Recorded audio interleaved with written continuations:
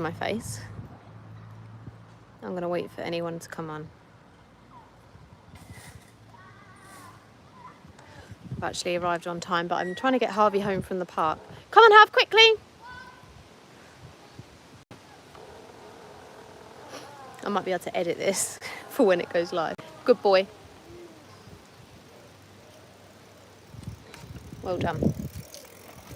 So, Grow Club Bank Holiday Q&A live.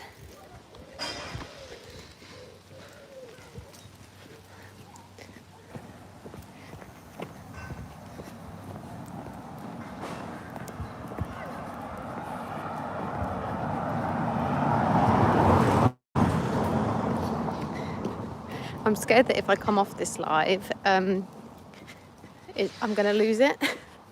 Remember all the trouble I had before, and then I had to go on it with a load of people. Anyway, I've been trimming my wisteria today, and I've got bits of tree all over me. And I quickly ran to the woods with Harvey. Oh, someone's here. Are you a Grow Clubber? Who are you? Come and let me know in the comments. Sometimes I think you have to wait a minute before you can put the comments on. But I was adamant I was not going to be late to this session, so that's why I've gone live and I'm walking Harvey back home. I assume you can comment. I can't see a chat box. That would be pretty hopeless if we can't. Start a poll. Chat filter. Oh, let's have a look at this. Show every message. Right, can you write a message? Oh, there's 2 of you in here now. I will be back home in a minute and not so out of breath, but I was desperate not to be late. Is there a chat box?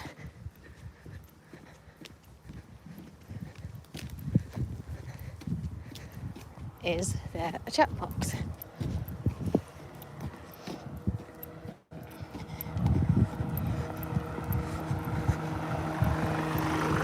Where are you going? Huh? It's not back. Oh.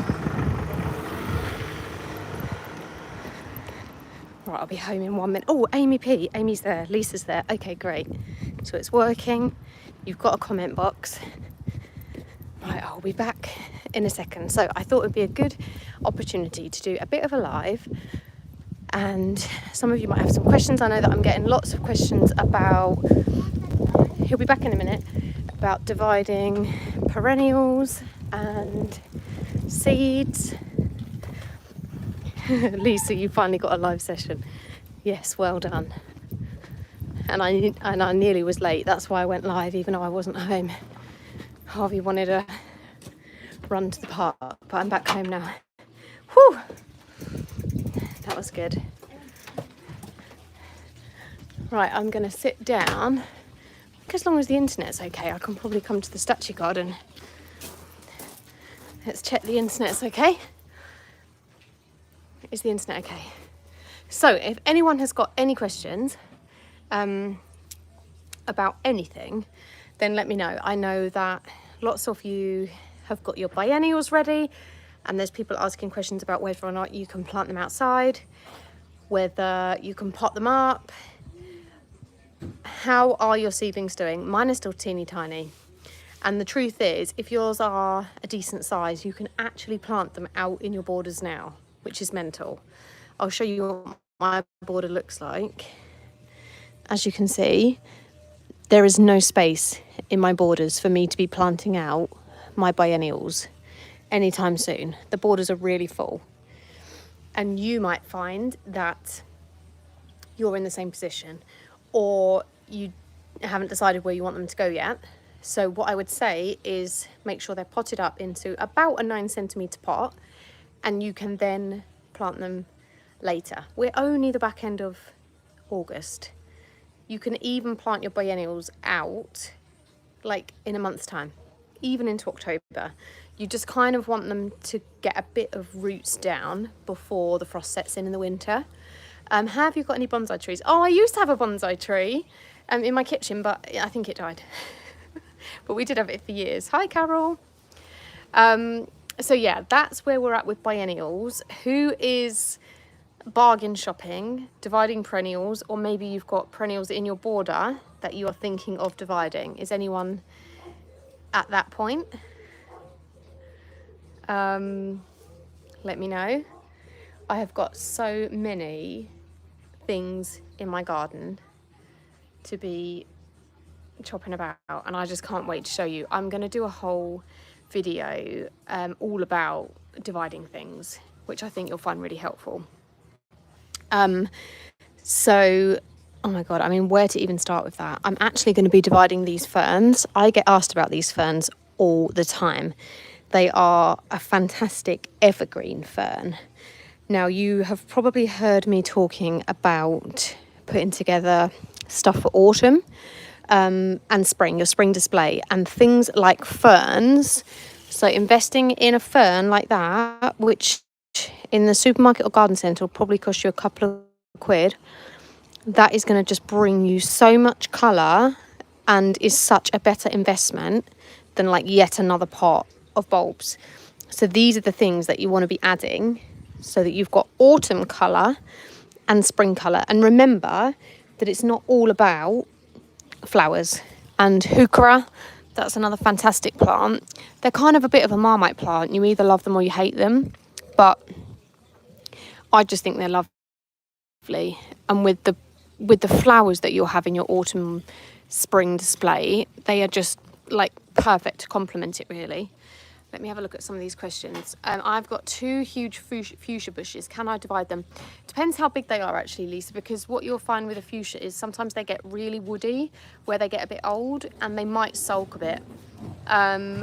People take cuttings from fuchsias, but often when they get really big and woody, kind of like a salvia, people tend to replace them. Woody shrubs don't really like to be divided. So yeah, that's a bit of a tricky one. And it does always seem a shame when you've got something that's so big, but it is what it is. And it's the same with wallflowers. They can get a bit woody. I've had a few people ask me about wallflowers that have got enormous, and actually they're quite a short-lived perennial. You know, you can have them for a few years, then they tend to look quite woody, and it's much better to replace them. Have we got people on here who aren't from the Grow Club? I don't understand that, if this is a private one. I took a load of geranium and lavender cuttings today. Oh, that's amazing. Can you divide a Gora and a hellebore? Hellebore, yes. My hellebor's not doing very well, actually. Gora, again, Gora's quite... If your clump is really big, like my Gora is not... I assume you're not saying about dividing a Gora that we've grown this year, because I definitely don't think that's big enough. But if you've got a big clump of Gora, I would say, yeah, that you'll be fine to divide that. And again, you just want to be soaring through the middle of that. I was tempted to buy a reduced salvia today in B&Q, but it wasn't in the best condition. Can you still divide it, or should I wait until next year? It was a 2-litre pot. Again, it really depends with salvia because of the woodiness of them. Salvia just doesn't really like... It depends which variety it is, because if it is... I haven't got one to show you. If it's like the Caradonna variety, they are okay to be divided. But if it is like a hot lips, have I got one to show you? Let me see. This one here. This isn't a hot lips. I can't remember which variety this is. But this type of salvia, can you see how that's got a really woody stem? So that type of salvia doesn't really respond well to being just chopped in half. And this is the sort that you would just take cuttings of. So like pull off one of these stems. Do you remember how I showed you? Cut below a leaf node, and then you will have a new salvia plant. But if it is like a Caradonna, let me find, I know there's one in here somewhere.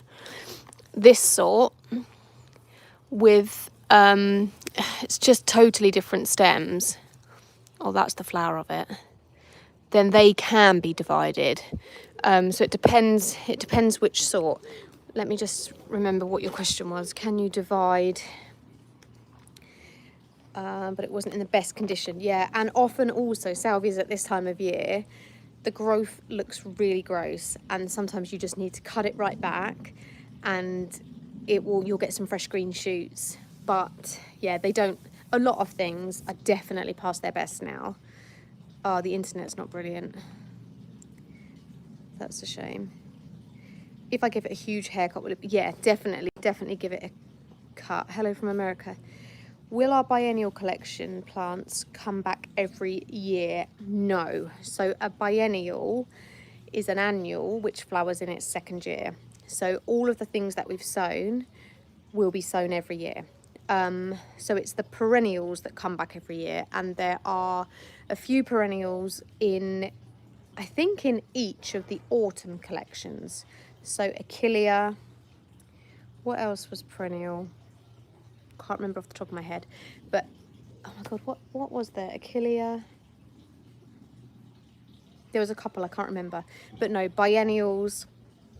So they are, yeah, a plant that you have to sow every year. So you sow them now, or we did in June, and then they will flower next year. So they flower in their second year. So the first year that you've sown them, they just put on growth, except if you're clary sage and you're keen to flower, you will flower your first year, and then they flower their second year. Yeah, I don't think it's private either. But you guys had the link. I don't understand it. Oh no. I mean, it's not as bad as last time, is it? I've just said that. That's so strange. I'll have to see why it's not. But that is strange. But yeah, has anyone else got any other questions? And then what I'm going to do when when my kids are back at school, the live link just says waiting. Oh. Maybe I didn't go on the right link. I have some big geranium Roseanne, and I'm planning to divide them in a week, or should I wait? You can do it anytime from now. Give it a really good haircut. Look at the base of the plant, and you will see. I've got one here. Can you see all of that fresh new growth? Can you see it? Loads of fresh new growth. So you want to make sure that you're not cutting off the fresh growth, because otherwise you're going to not get your new flowers. So that's a new flower, fresh stem, new flower. The old growth often looks quite woody. I'm going to try and pull that off. Yeah, the old growth, you'll just be able to tell once you start cutting into it. But no, that should flower probably into October now. So definitely get those cut for sure. Let's see what other questions. When I joined, there were 8 people waiting, and then I found you by accident. Oh, okay, so maybe I went on the wrong one. Maybe it was me.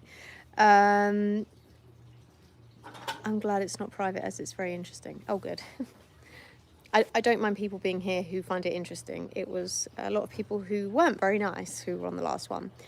The link for me just said waiting, but your YouTube profile pic had a red ring, and I said, oh, so I've clicked on the wrong thing. Okay. Ben's like clapping me. Okay, so it was my fault. I clicked on the wrong thing. Oh God, hopefully other people have found. Can I plant out verbena cuttings now? We've got really hot weather. I say really hot. 20-degree weather scheduled for this week. Lisa, has your cuttings got roots? Tell me, have you propagated them in water? Have they rooted? The key with your cuttings is, once they've got an established root system, they will be okay going outside. But if they haven't got an established root system, they are, hi Karen, they will struggle being outside. So they have got roots. If they've got roots, you'll be fine. The biggest thing for cuttings is if they're in direct sun and they're not quite robust enough, they haven't got a root system that's strong enough, they will just wilt and struggle a lot. I mean, for me and my verbena cuttings, I won't plant mine out probably till back end of September, October. Because, well, one, I don't know where they're going to go, and two, they're not established enough yet. But I am finding verbena everywhere. Let me see if the internet will let me show you around here. Look at these verbena cuts. Oh, and a snail. that can do one. So these are all self-seeded in my gravel, and there are just loads of them. I'm collecting loads of cuttings and self-seeded plants from my gravel. That's forget-me-not that's been a bit trod on. I was saving that, but Ben didn't know that when he hung my washing up earlier.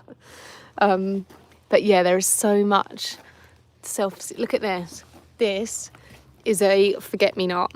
So this is just like what we sown when we did the biennials, but this one is in the gravel, and it's like better than any of my forget-me-nots. I've got loads of them, look. I'm going to pluck them out and pot them up. It's just amazing. Anyway, I digress. Thank you, I'll wait. I'm having my border reshaped and I'm going to start them from scratch. The soil is very clay and wet. How much compost and grit, etc. am I going to need to add to improve it? That is a great question. So if you have heavy clay soil, we had really heavy clay soil when we moved in here. Adding well-rotted manure is what we did here. So it was really heavy clay. I actually ordered mine from a local guy I found on Facebook Marketplace who delivered. I've literally got tree everywhere. He delivered it to me in a trailer. So you can just buy well-rotted manure from a garden centre in a bag, but I kind of costed up how much I was going to need and decided just to buy it in bulk. So that's what I did, and my borders were empty and I had it arrive, and then the first lot that I wheelbarrowed in, I forked into the soil. And then once I'd done that, I then put another layer of the manure on the top. And I did that in the autumn, and my borders were then ready for planting in the spring. So it really worked very quickly. I didn't have to add grit to mine. I just added enough of the manure that's all I had to do. So what you have to think is that the worms then pull all of that manure into the soil, and they're eating and they're pooing, and all of that organic goodness is being dragged into the soil, and it just helps to break it all up. It's totally amazing. But yes, if you are on really, really heavy clay, then you might find that you have to also add some grit. And then what else did you say? Compost. Yeah, I mean, if your borders are completely bare, you can also add topsoil. So topsoil is a bit cheaper than compost, but it's a bit heavier in weight. So you could do a bit of a mixture of everything, but I would definitely say that manure, definitely, you want to be adding goodness, really good organic material into the compost. And there are other companies that you can buy it from. You can buy, what's that one that I see a lot of? Plant Grow. That's a non-animal mulch. I can't remember what it's made of. Barley straw, I'm not sure. Something like that. But yeah, you want organic goodness to be added into the soil. We are in a new house and I keep pulling up plants to move, all free plants. Oh yeah, it's really exciting when you get to do that. And sometimes it is nice to be like in a new garden, because you'll see plants that you've maybe not seen before. I think definitely when you buy a new house as well, you feel like you want to keep all the plants that you've got because it fills spaces. But then as you kind of learn your garden style and you learn the colour schemes that you like, you then get a bit braver and you can get rid of the things that you don't love and add things that you love. But that takes a little bit of time. Hi Michael from Nottingham. I took some verbena cuttings that grew roots quickly in compost. I tried water for more verbena and lobelia cuttings, and there is no sign of anything 2 weeks later. They're still green and not dying. Sometimes, Beth, they take a really long time. I've got some on my kitchen windowsill that I think have been there a month, and one of them is only just getting the roots. I think they all just root at really different times. So don't panic. If they're not dead and they've not gone brown and squishy in the water, just be patient. I'm sure the roots will come. Sometimes it just takes a little time. So anyway, the other thing I was going to say, when my children are back at school and routine is resumed, I am going to plan to do one of these once a month around a specific topic. So it will be like a really good learning session. So September's one is all going to be themed around like making plans for our gardens for next year. So borders, planning the space, all of that kind of thing. So I'll release the date for when that's going to be, but that is the plan with these private lives. That is an opportunity where you can obviously come and ask any questions, but I'd really like them to be a live where you're learning, and it's like seasonal lessons to help guide you through the season. So I'm really excited to get a schedule of all of those in, and I'll let you know definitely in more notice than like a day that I'm going to go live. So we'll have the date, and yeah, any questions prior, and even I can ask you what sort of live you would like. But I think that would be a really great way for us all to chat and learn, and you can ask any questions. I've had real trouble with rust this year, especially on muskmallow, hollyhocks and snapdragons. Always starts at the bottom and works its way up. Is there anything I can do to help for next year? Unfortunately, Karen, I think it's really interesting. I can't grow hollyhocks in my garden because of rust. Every time I try, they have rust.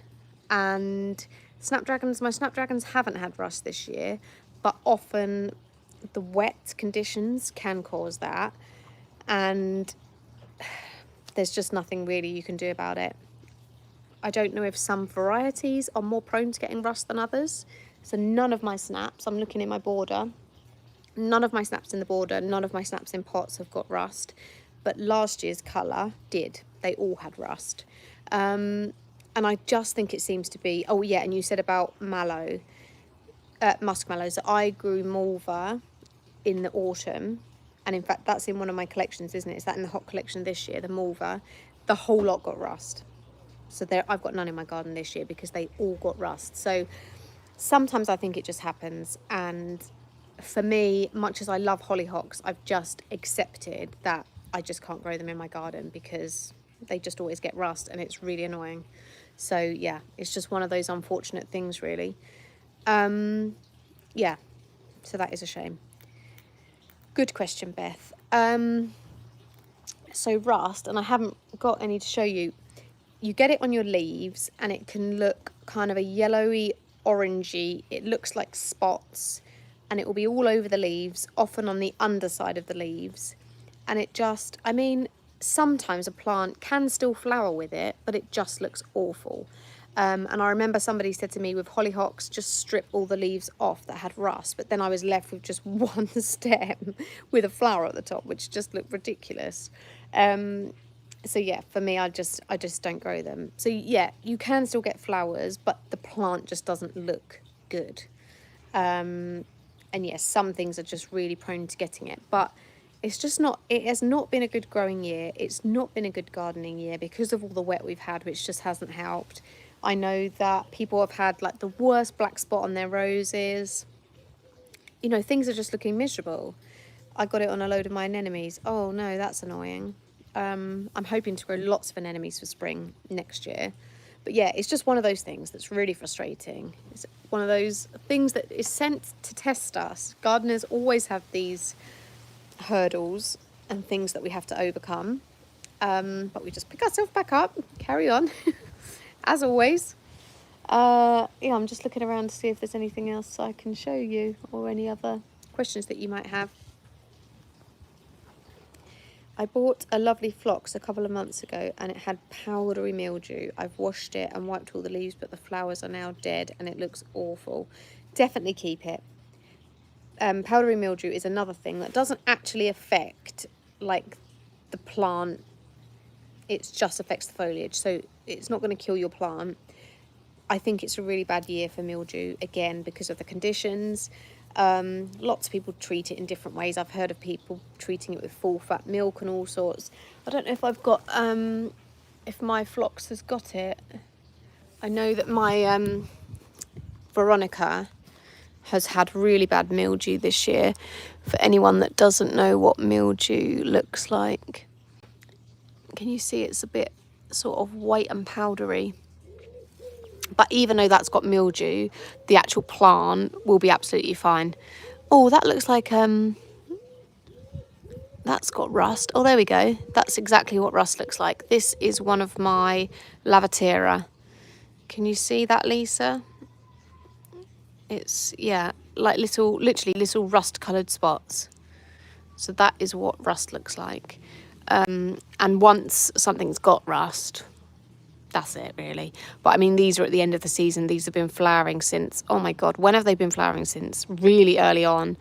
I'm on like my next flourish of flowers. These are in the Romantic collection if anyone's going to be growing these with me in the autumn. They have just been fantastic. One of my favourite things I've grown from seed this year.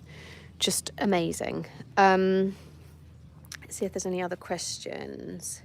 I tried full fat milk, sprayed on the cucumber, and it worked.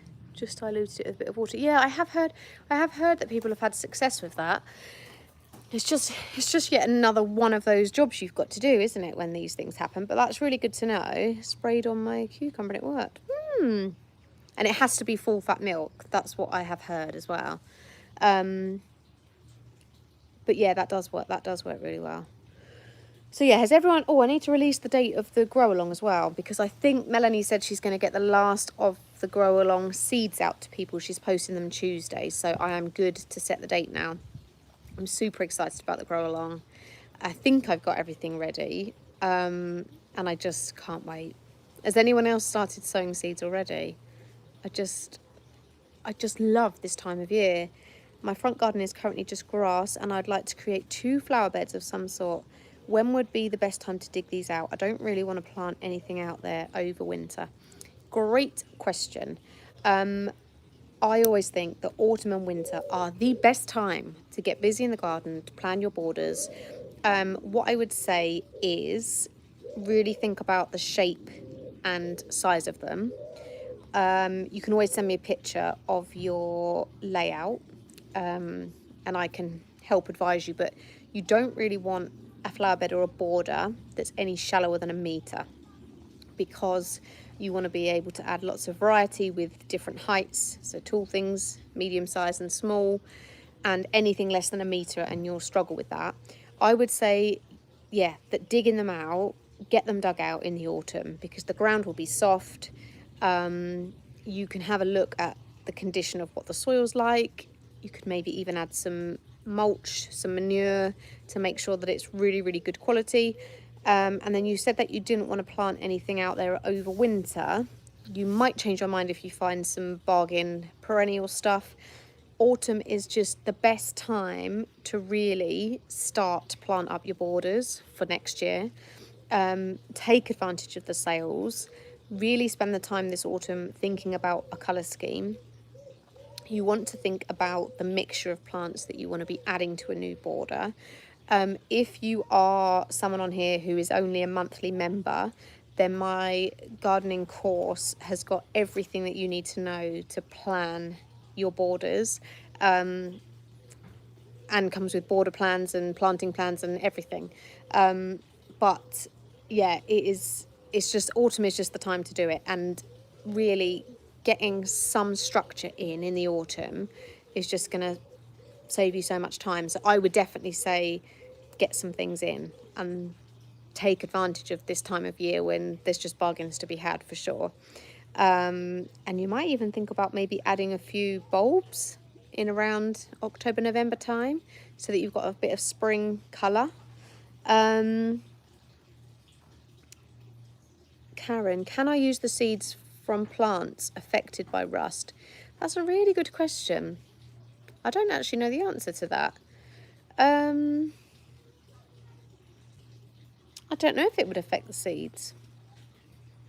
I don't really collect much of my own seed because I always worry that it's not going to be the same as the parent plant, because I know some things don't. So I don't know. I'll have to research that question because I don't know the answer. Do any of the seeds need going in the fridge before sowing? Great question, Mandy. So I don't know if you've seen on the autumn grow along, but I've done an intro video, and I've gone through all of that. But yes, Orlea and Larkspur. I'm not sure what collection you've got, but they are the 2 that need to go in the fridge. I bought manure today for my new dugout border. How soon can I put my seedlings in it? Do I have to wait? So seedlings or any plant really isn't going to want to go into pure manure. So I would say dig some of it in for sure. And yeah, you're just not going to want tiny seedlings in manure. But if you dig it all in, and then get them planted out. Let it do its thing for a little bit. Maybe plant them out in October. But yeah, you definitely don't want to be planting anything in just pure manure, really. No, I'm waiting for the grow along, but I can't wait. I've watched the prep videos and I think I'm ready. Oh, exciting.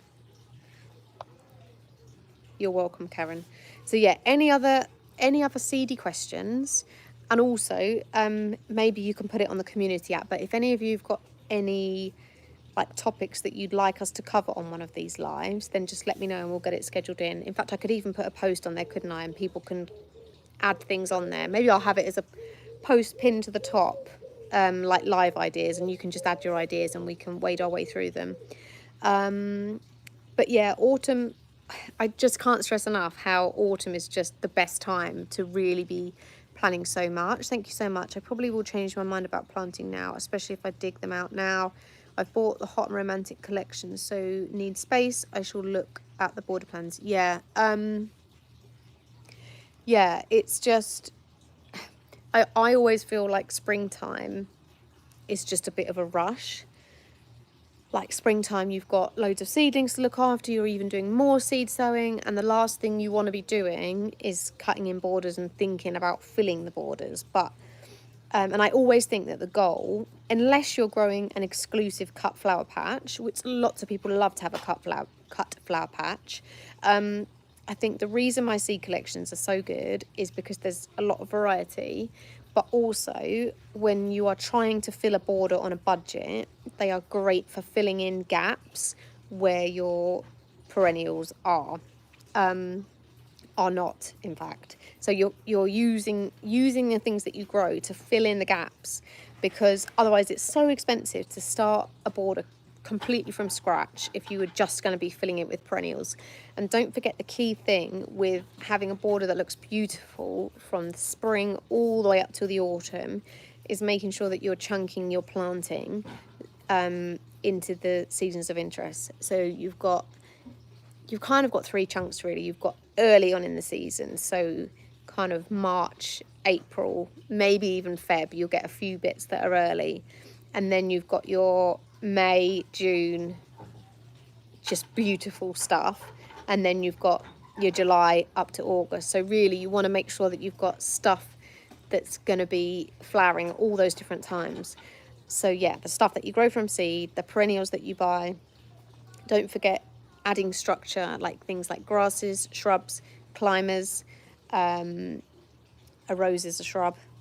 That can be both ways. You know, it's that combination of all of those things.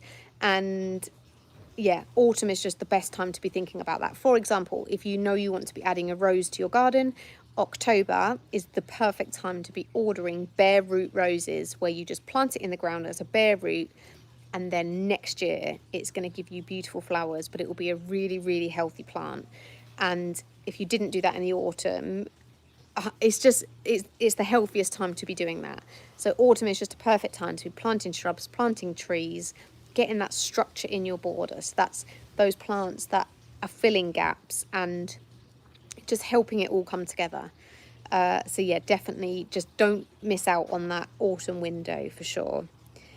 Are you planning any future grow alongs for perennials? So good question, Anne-Marie. In the what do we call it? Autumn. In the autumn collection, there are a couple of perennials. I can't think off the top of my head. Achillea is one of them.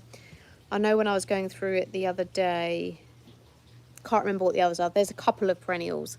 The problem with perennial seeds and adding them in my collections is the perennial seeds are often more expensive.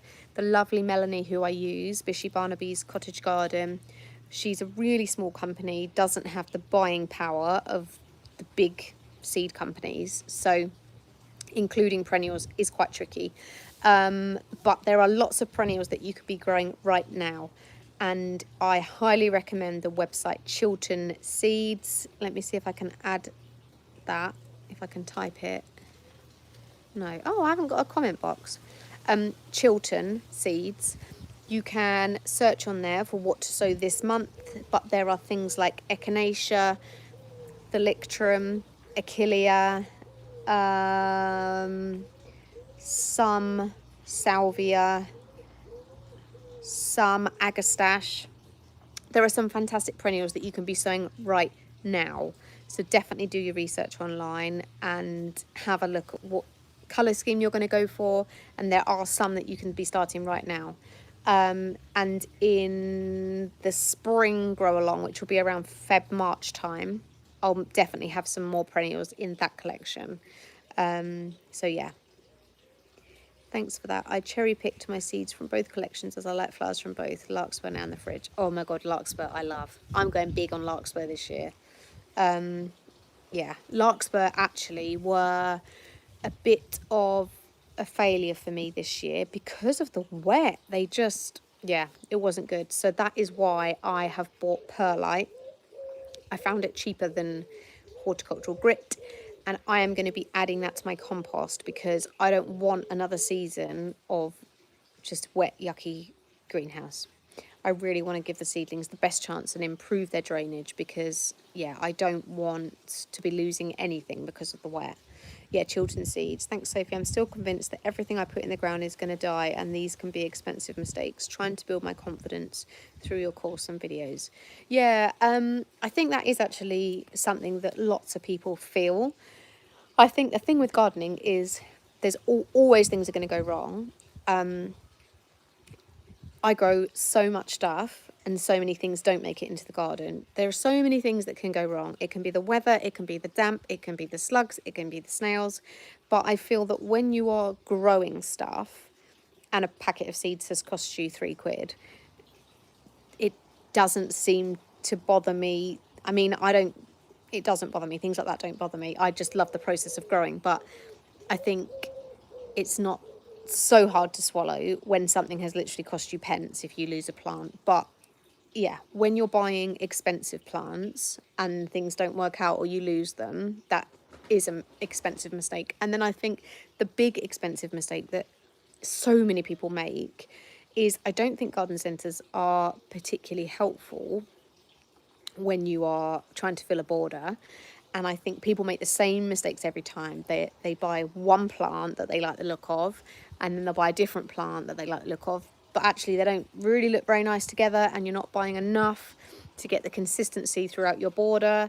And I think that's where people go wrong. But actually, once you understand kind of what the magic ingredients of a border is, and you know that you should plant in multiples and that you need to kind of spread your plants and how to plant them with the layers to get them to look full, it kind of just all comes together.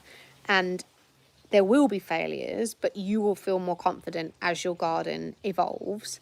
And gardens take time, and it doesn't all happen overnight unless you've got mega budget where you can just go to a garden centre and buy everything in a 3 litre like plant. I mean, that will cost thousands of pounds, but yeah, it just takes time. It just takes time, but you'll get there. If I can do it, you can. It's my first year having a border. Is it normal to want to rip everything out and start again? I've decided what I really don't like now and what I want next year. That is a really good question and a really good thing to discuss, because I think that when you start your garden journey, you might buy or enjoy particular plants. But once your brain is in garden mode and you start to research more plants and you come across gardens which you really love the style of, it's totally normal to then not want plants that you've previously bought because you've then seen another style. My biggest advice to you would be don't wait, make the change now. If you're ready to go for it, because I made that mistake in this garden and I did have it all really bright colours, and I was like, oh, I kind of had one plant of everything that I liked because I didn't really know what I was doing. And then I kind of dreamed of having a wafty, floaty, whimsical garden. And then it was probably this time, the year before last, I said to Ben, I'm going for it. I said, I'm ripping out the garden and I'm going to redo it. And he was like, what? But I had an idea in my head and I just couldn't see another way of having the garden. So I just did exactly that, and I took out everything and just started from scratch. So I would say if you're thinking that way, just go with it. Just go with it. Kind of mood board it, screenshot lots of pictures, think about all of the different elements that you're going to need. So what are you going to add as climbers? What are you going to add a tree? What colours are you going to add? Make sure that you've got your tall, your medium size and your small, and that this isn't all going to happen overnight. But when you've got a theme and a colour scheme and there's some plants that you love and need in your life, you have to go with it, because you're lucky that you found the style you want. Now you just need to work to try and achieve it on a sensible budget. And I think, yeah, that's the key thing. Thanks, Sophie. I'm going to mulch it over autumn, winter, and then I know exactly what I want next year. Yeah, and it's kind of having that vision and having that idea. And that's why I say to people, when you are shopping in the sales right now, it's so easy to be tempted with bargain plants just for the sake of it, because they're £2. But it has to fit your colour scheme, it has to fit your style, and it could be that you're really early on in your garden journey and you don't really know what your style is. So my beginner course has got lots of ideas, and actually something that I'm working on, which I'm really excited about, is specific border plans for different styles, so cottage, Mediterranean, tropical, that kind of thing. So that's going to be really fun. I had hoped I'd have it finished this summer, but I just haven't, because it's been mental with the kids. But yeah, that's going to be really fun. But I think the best thing about a garden is you can be creative and play around and experiment, and you're always going to come across new plants that you want to incorporate into your garden. Mine's pretty full, but I went to Chelsea Flower Show this year and was so inspired by some of the stuff that I saw that I'm now including a few more grasses and a few more perennials. It's just how it goes. Gardening, like, your garden's never done.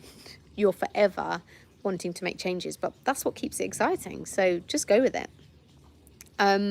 Right, has anyone else got any other questions?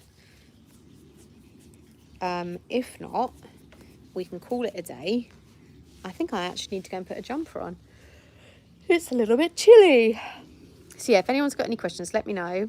And like I said, I'll put a thing on the community and we can come up with a plan of other topics that we'd like for lives. But I really wanted this space to be somewhere where the Grow Club members could learn a bit and we could chat, because when I do Instagram lives, they are always just swamped with so many questions, and it all just gets a bit kind of carried away. So I really wanted this to be a space where we could chat and you could learn more and ask me questions. Hi Becky, so sorry Sophie, just joined, not sure if you've covered it, but on the members I cannot see the same as others. What can't you see, Becky? Let me know.